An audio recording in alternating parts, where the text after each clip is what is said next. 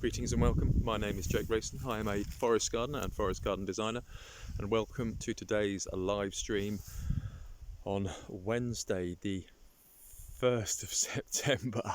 So today I'm out in the field. I'm out in the on the Kerry Valley. I'll just show you quickly. So this is the River Kerry, runs down in the valley there, and this area here is the nuttery, forest garden nuttery, kind of grand name. There's some nut trees planted here and various things, and it's a long-term project. It's a bit rough and wild, and I want to talk today about managing land. When we first arrived back in 2015, 6 years ago, we had a little back garden and didn't really have much of a clue about acres of land, and we were originally going for somewhere with an acre or so of land, and we ended up with 8 acres. And it was a bit of a steep learning curve. So today I want to kind of share with you the lessons that I've learned, things that you can do when you get that much land. So this really is and it's the same kind of principles really for kind of other gardens too, but it's obviously kind of question of scale. So the equipment that you use and the strategies that you have really depend upon the size of your land and also the amount of time that you have. Most people don't have the luxury of not having a mortgage and not having bills to pay. I mean, ideally we should be in a situation where we're not in debt to live somewhere, but that's not how it works in this particular setup that we have in this capitalist societies. And so we have to balance work with the garden as well. You have to balance earning money. And yeah, it kind of needs to be all sorted out. So what I will do then, I'm just going to go through, I've got a list of stuff here. What I will do is just going to go through my kind of, from the very beginning, what I would do, what we would do differently, what I would do differently. So first of all let me just turn this around. The key thing really is to keep keep the field clear, and there's a kind of few plants. In West Wales, it's all vary depending upon where you are, but in West Wales the key thing is bramble. So you can see this is a little young bramble plant coming up here, and bramble is a fantastic wildflower, wild native plant. It provides habitat, it's food, pollinators, pollen, nectar. It's a magnificent plant, but not if you're making a garden. It isn't, because it inhibits access, it grows over everything, swamps everything, it tip layers, and it grows absolutely everywhere. So the first thing that I would say is don't delay, don't hang about, get on to managing the land. Don't kind of leave it for, we'll leave it for a year and see what happens. If you have land which is clear, so if you're buying, like this was a field, if you have some land that is clear, keep it clear. Yeah, don't think, I'll leave it for a year and see what happens. What will happen is bramble will go rumph. It will go 6 feet easily in a year. So and the reason for that is because it's a fantastic what do they call it? It's a species that will go into it's a frontier species. It'll go into a situation, and it will provide some kind of undergrowth, and then trees will grow up through it. So it's part of the ecological process. But with the forest garden, what we're doing is to kind of speed that process up and bypass the bramble stage. So by planting directly trees directly, we go past that stage. So, and they are fantastic plants. I've got to be a bit careful because it's a bit up. Wow. So what they will do, the bramble will be in the hedge down here, and then it will lean over, and it will go onto the ground, and it will tip layer there, and it will root. That means it will set root on the tip, and then it will continue on its merry way all the way as far as it can, and this is exactly what's happened here. It has tip layered, so we have got an absolute metric ton of bramble. It is everywhere. So to get the bramble out is a lot of work. We need to get a tree spade. You can just see I get a tree spade and it needs to be dug out. Apparently the best time to dig out bramble is the beginning of January, about January, February time, after the hard frosts. But the plant's dormant and the ground is wet, and it's not hard frost, it's all kind of been rained on a lot. So apparently that's the best time to get rid. So if you do have, use the existing setup is what I would say. If you have animals on the land already, we're bad vegans, so we decided not to have animals on the land. Part of the reason why it's gone to shit so fast. But if you do have animals on the land, they will keep stuff like bramble down. So it's a really good idea. But if you're going to have animals on your land, you need to make sure that the fencing is in good condition. Unlike here, where there is no fencing, the fencing you just about see there is old knackered fencing. Make sure that the existing fencing is good, because cows will get out and sheep will get out if you've got them on your land. But apparently, and I don't know because I've never tried it, if you are clearing land and for digging up bramble roots on a specific area, pigs are very good for clearing up land. So there are a couple of other plants as well which are kind of hard to get rid of. I think bracken, which is what we've also got, bracken and bramble. Bracken's one of them, and then the other one is dock, or bitter dock, which you can see here. It's like it's being cut back here. So we've got dock here and bramble here, and this has massive, this is a member of Rumex family, great big taproot on it, and if you want to get rid of it, you really need to dig down again with a tree spade and dig out the tree. Otherwise, if you cut it at the top, it'll just keep on growing back for ages and ages. So both of those, bramble and dock, you really need to dig them out. I don't really want to use poisons on them, so I won't be going down that route. And another one that you need to look out for as well is blackthorn. And the blackthorns are good. You get it's a good habitat. It's got fantastic flowers in spring when the first blossom to come out, and it provides a good nesting habitat. And yeah, so it's a good native plant for wildlife. But it is a bit invasive is the wrong word really, because it's a kind of pioneer species. That's the word I was looking for. So it will sucker, and you can see here I've cut back here. There's some blackthorn coming out this way. I'm leaving these two, they'll be fine. So they have big old thorns on them. Are you going to get into focus? Into focus. Come on, there we go. Big old thorns on them, kind of shiny, plum-like, as in a plum tree. It's Prunus spinosa bark, and they sucker like bloody crazy. And so you will spend your time taking out the suckers. So what I would say is, yeah, keep that in check as well.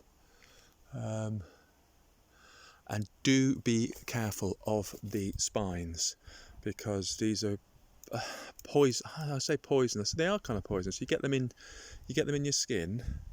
If you have a blackthorn spine in your flesh, then it will go septic very quickly. I'm not sure what the reason why is. It's some sort of reaction. So they are poisonous really. So you've got to go get it removed straight away. Don't leave it. Don't go, oh, I've got a blackthorn in me, I'll leave it in there. Go and get it removed straight away. So if you're ever working with blackthorn, make sure you're wearing proper gear as well, proper protective gear, because they bloody hurt. They really do. So I know a couple of people that's happened to. And yeah, so this will sucker. This will send up. Roots will come out, and it'll come up as well. So the blackthorn's another one, and saplings is the other thing to look out for, like self-seeding saplings. I mean, trees are great, but not where you don't want them. Like any kind of garden, a garden by definition is a managed space, so you don't want to have trees absolutely everywhere. And what I kind of recommend doing for people is to have a if you've got a lot of land, it's worth investing in a brush cutter. Wish we'd bought one 6 years ago, because I thought, oh, I had these like idyllic ideas that we'd be using a scythe, and I bought a scythe, and a scythe is brilliant, but if you've got a lot of area to cover, then a scythe it takes a lot of time, and if you haven't got the time because you're having to earn money to pay for the mortgage, that kind of boring stuff, then you need to kind of have a brush cutter, which is handy. You can use a mower. This is a brush cut that we've got, and it really does make one hell of a difference. Very, very kind of simple. This is a kind of small wheeled brush cutter. It's an FCO or Oleo Mac apparently, and yeah, it's got variable height, single speed, really, really basic. But what you use it, but the real advantages of it is that if you've got rough ground, it'll just go through long grass. Whereas if you've got a lawnmower will just about handle this. But if the grass gets too long, then you're a bit stuffed and you have to use the scythe, and then you've got to use the mower. So a brush cutter, if you have a lot of land, is a really good investment. And the key thing is to put in a perimeter path. And a perimeter path, as its name suggests, goes around the perimeter of the land that you've of your land. So you make sure that all the kind of bramble which is over this side stays that side and doesn't kind of creep over. I might try and level this off. We've got the digger coming in to sort out some landscaping next week, and I'll put in the waste down here, the kind of spoils from the digger, and smooth that out, and then extend the path up to this area. And then you have a perimeter path all the way around, so you can see where I pulled that bramble down earlier. You can just keep a check on it and cut it back if need be, and then it just stops the bramble from tip layering and the gorse. And then the other thing that you do every now and again, I did it in the other garden next door, is I cut back the hedging. So there's no need to take the trees down at all. They're fantastic. This is on the north boundary. Got gorse, ivy, hawthorn, oak. There's ash in here, blackthorn. There's all sorts of stuff. Bramble, ivy. It's brilliant. Hazel. So it's all going on. Elder. You want to leave that in, but what you want to do is to raise the canopy or take off the lower branches. So that I've done it here with this hawthorn here. I've just taken off the lower branches down there and down there, so it gives you enough space to walk underneath to mow. And I've done it all the way along. You know, it's a bit tight in places, but that's okay. And then all the branches, these are all the branches that need to be stacked and cleared up later. And so there's just like all sorts of different branches down here, and I cleared it around. So the idea is I come up with the brush cutter and then take it around the edge of the perimeter, and then just keep all this area clear, and that stops the bramble from coming in. And then in the winter I'll be digging up all the bramble from here, bit by slow bit, and then keep it all kind of clear. And this is the amazing holly tree, or a couple of trees, and I've cleared a space under here, cut some lower branches down, and I'll just keep on going around the edge of the perimeter, and that'll stop the bramble from coming out. So there we go. Right then, and then onto my So as part of that, not only do you want perimeter paths, but you also want to have kind of paths, regular mown paths, and it's just a small part. It's for access. You want to keep access to all parts of the garden, even if, you know, we let this go over to bracken, and I'm sure bracken is going to be a pain in the arse to move as well. But even if you've got loads of grass, I found that you can just kind of let grass do its thing, check on it, have a look around, see if there's any bramble in there that needs to come out. But grass is absolutely fine, letting it just grow. This has been growing for 3 years or something. Let it do its thing. but you want to have access to the trees. So here, we've put in, this is an Italian alder, young Italian alder. It's grown massively in 1 year. It's just incredible. That's coming up for over 1.5 meters now, which is brilliant. That was only went in last winter, I think.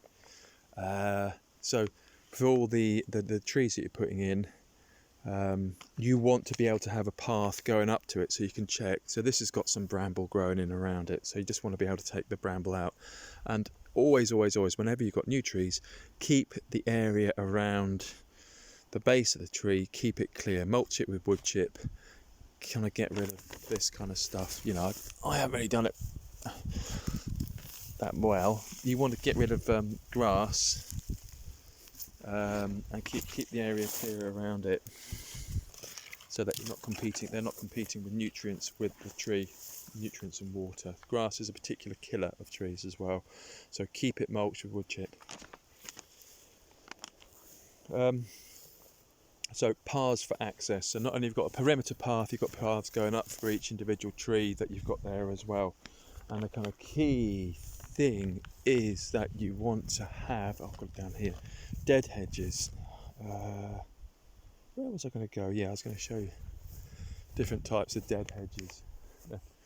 So we have, it's quite funny, I've got like see, there's bramble coming in there as well. I've got a dead hedge is essentially, to show you here, it is just 4 sticks in the ground and you put crap in the middle. You put old branches and bramble, and you can put dock roots in there as well, and it dries out. And it's the advantage of having a dead hedge is threefold. See here, look, I've just let the grass grow all the way around the base. Ow, that's a bramble. I let the grass grow around the base of that tree, and I shouldn't have done that. I should clear that up. So a dead hedge, the advantage of dead hedge is threefold. It provides protection. This is the prevailing wind. It provides protection for the tree. It gets rid of your old brash. You don't ever have to have a bonfire ever again. And it also provides a really good habitat for a variety of invertebrates and all sorts of creatures. And it kind of decomposes naturally. Just let it stand there. You can top it up, you can strengthen it, or you can let it just collapse and slowly compost into the ground. So that's kind of absolutely, for me, that's one of the kind of key components of any kind of forest garden that I create. I always put dead hedges in because you use up stuff. I'm doing a job at the moment over in Carmarthenshire, and there's a load of prunings from the fruit trees, and then there's a load of hedging. I want to cut the hedging back and put a perimeter path in. Exactly the same thing. I'm going to end up with lots of branches, lots of brash, and I use a dead hedge and create a dead hedge and put all the brash into the dead hedge. So that's a box, what I call in my dead hedge categories, my two basic types. You got a box dead hedge, so it's like a rectangle, and you put the stuff in the middle, which is brilliant. This is a small one. These are wooden spaces that you can get from any timber yard, and they should cost you like 10p. So this has cost the grand total of about 40p to make this dead hedge, and it's made a big difference. This is like full-on weather coming onto that Italian alder, and it's really, really healthy tree. So makes a big old difference.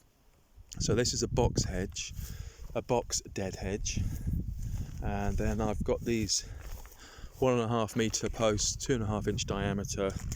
They're brilliant. They're like £1.20 each or something. And I've started to put in weaving branches in here, and I'm going to build this up slowly. And this is going to be the perimeter of this particular garden area here, and they're fantastic. So this is like a woven dead hedge. Doesn't use as much material, but takes up less space and uses less posts. So if you can get hold of any of these, they're fantastic. So yeah, that's totally cool. And then if I go and show you, I've got time.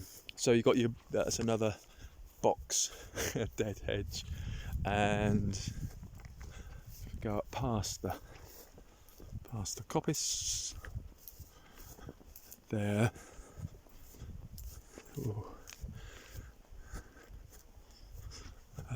Up here I've got what I call a fence box dead hedge. So if you've got an existing fence, which again this is what I'm going to be using at this job over in Carmarthenshire, if you have an existing fence, you can see, I don't know if you can see that there, you can see the existing barbed wire fence, you put some posts in and then you create a box along that and then fill that up. So it's like using the existing fence as the back of the dead hedge and then putting some posts in at the front. Yeah, so those are the two main types, box hedge and a box dead hedge and a woven dead hedge. And then what you ought to be thinking about, and this is the kind of management of the land. This is the kind of stuff that you want to do, put in perimeter paths and access paths, keep out the bramble, use dead hedges to squirrel away the material. And then you want to start thinking about putting in a living dead hedge. I mean, really, this is part of the longer term plan. And as I say, we're taking it a bit steady with this bit of land. And so what I would do here, when I get around to doing it, is to plant a real hedge, and I'll just plant that in front of the dead hedge. So a mowed path on one side, then a real dead hedge, a real living hedge, and a mowed path on the other side. And so you've got access, and you can access the dead hedge, and you can access the other hedge as well. So start putting in your infrastructure, and this is part of your, when I talk about creating a forest garden, designing a forest garden, this is the part at the very beginning where you're planning. Observing and planning is the first stage. The second stage is a structure, which is the canopy and the windbreak, and that's moving into the second stage. And and then start planting your trees in. So like I'm saying here for the I'll just go here. Let's go to this Italian order. You start to put in the canopy layer, and that will keep on growing. If so long as somebody comes along and gets rid of that grass and chops up the dead hedges and gets rid of the bramble, that's grown really, really well. It's a bit wonky, but considering it's just been left there, it's doing fantastically well, and that will grow to, I think, 25 metres, so the size of these trees eventually, and you can take off the lower branches, and there's to reduce the amount of shade, and it's just like a fantastic tree. Does really well for an alder, does really well on drier ground as well. And this is kind of sloping with a lot of bedrock underneath and slate, so kind of fairly free draining soil, even though it's kind of a clay loam. The water does run off, so it'll do really, really well, be like a real asset. And I've got 3 or 4 of these Italian alders in, so there's one down there, one here, one over there, and they just let the trees go on, and you can just keep the grass down. What I'm saying is, you plant the trees, plant the windbreaks, and you can maintain it at this kind of level. You just manage it.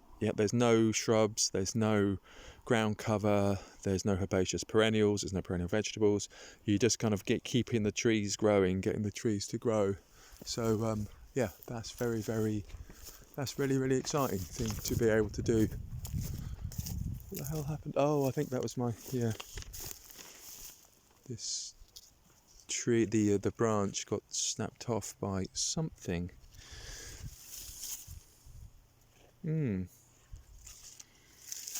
Interesting. Anyway, so and then other things that you need to kind of be thinking about. There are other kind of things that you can do as well. I've got 3 here, and you have to face up that you can do, as the saying goes, you can do anything, but you can't do everything. And I think forest gardening is a lot of it, a lot of lot. There's an awful lot to kind of consider in terms of there's the the wildlife aspect, there's the edible crop aspect, the perennial vegetables, fruits, nuts, shrubs, there's the ornamental aspect. There's an awful lot going on, but you can't do everything.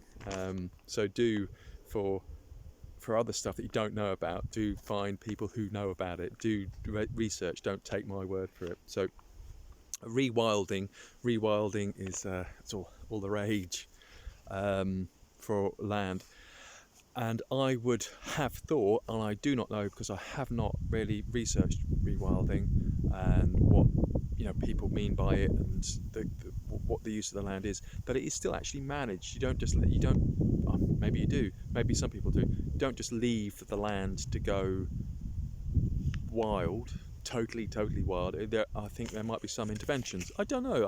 I really don't know what the kind of if there's an ecological consensus about rewilding and what it actually is, and how if you do actually manage land at all, if you're rewilding it, like taking out certain species or protecting trees, if there's kind of deer about the place. So yeah, I don't know, because this is what I'll show you what rewilding rewilding looks like here. So we've got this is the coppice over this side. I'll come on to that in a second.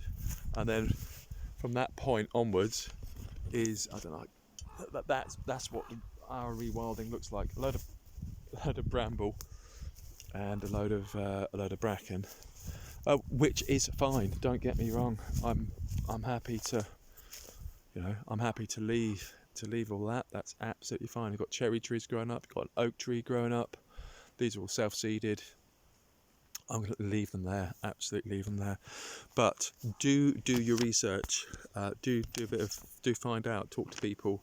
Find out what rewilding is and if it's suitable. The thing about rewilding as well is it is a commitment, and it is if you're doing it, depends on the reasons for you doing it, but if you are doing it, you're doing it for wildlife, it is worth talking. I'm kind of really interested in it, finding out about from ecologists what the impact of rewilding is and what you can do, and creating extra habitat, and what interventions there are. So yeah, kind of interesting stuff. So rewilding is one option. The another option is coppicing. I had the idea that when we moved here, we would plant a coppice and be self-sufficient in wood. But yes, well, it's a coppice. So I planted a load of alder, cherry. There's a Prunus caricifera here. There's cherry at the end here, and alder. And then there's hazel, and this is 5 years old now, so they're getting like they're 4 meters tall. And I mow it every now and again with a brush cutter. And then we've got sweet chestnut down here. So, and this is the hazel bit. But again, I would, before embarking upon growing a coppice, talk to somebody who knows about coppicing. There is the coppice in West Wales. There's a Coppice Wood College. There's a chap called Bruce Lark, who's a forest gardener, also helps run the Coppice Wood College as well. So he's a great bloke. He's on Facebook. And yeah, talk to people. If you've got some land and you want to have a coppice, talk to them. But again, it needs to be managed. It's a managed piece of land. It's not just, you don't just let it run wild. You've got to look after it. And by talking to people who know how to coppice, then you know you'll have a better idea what it involves. And also you coppice for something, for a product. Oops, that sounded like a horsefly. So here, for example, is a sweet chestnut. The idea of sweet chestnut, it's Italian, I think, from Italy originally. I don't know, but not UK native. But you grow it for the stakes. So you get stakes from them. Very, very hard wood. The Romans used them to make roof tiles. And it's just knowing about the different species and what you use the different species for, and how to manage them. So you might be able to. I'm going to have a chat with there's a chap locally who does a lot of greenwood stuff, and I'm going to talk to him about managing some coppice for somebody in exchange for getting the wood. So the person with the land gets their land managed, and coppice is fantastic for wildlife apparently, because it's creating extra habitats like edge of woodland habitat if it's managed properly, and the person doing the coppicing, the coppicer, gets the wood. So that's a win-win. And then finally, orchard is another option as well. And yeah, an orchard is kind of more not more managed, more intense kind of form of a forest garden. There's a great deal of overlap between an orchard and a forest garden. So you can have an orchard, and then you could, depending on if it's a commercial thing, if it's a private property, how big it is, you could quite conceivably have an orchard and then grow a forest garden all the way around it. But there are kind of like traditional orchards and traditional spacing and different rootstocks. And again, ask somebody who knows about orchards. I mean, in the newsletter that I sent out the other day, there's a friend of mine, Martin Hayes, who's an orchardist. And so if I need to know anything about rootstocks, fruit trees, spacing, pruning, planting, I'll ask him. I'll ask him, because he knows damn sight more than I do about fruit trees. So yeah, know your limits and ask people. People really generally people will help you out, and pay people properly as well for their time and their expertise. Okay, so that's my top tips for managing land. There's no Zoom today, so I'm going to say thank you very much. Okay, thank you very much for watching, and see you again soon. Every Wednesday, 10 o'clock UK time, I do a live stream. And say goodbye. Bye.